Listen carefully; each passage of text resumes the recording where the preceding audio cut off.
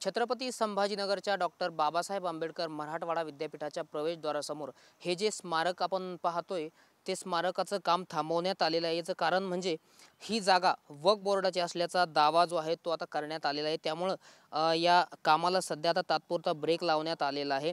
Doctor Babasaheb Ambedkar Marathwada विद्यापीठाच्या नामांतराच्या लढ्यातील हुतात्मा झालेल्यांचं एक स्मारक हे विद्यापीठाच्या गेट समोर होत आहे। मात्र ही जागा वक्फ बोर्डाची असल्याचा दावा छत्रपती संभाजीनगरचे सईद जमीउद्दीन कादरी सईद अली यांनी ट्रिब्युनल कोर्टात हा दावा दाखल केला आहे। त्यामुळे आता एकच खळबळ उडालेली आहे।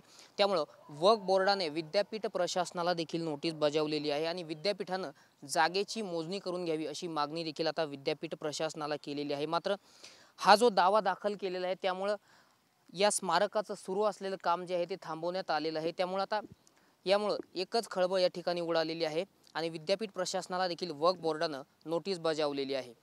रामनाथ ढाकणे, TV9 मराठी, छत्रपती संभाजीनगर।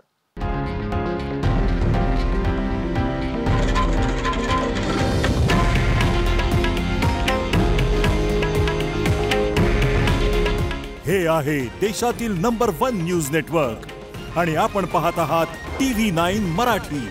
काळजी तुमची, हित महाराष्ट्राचं।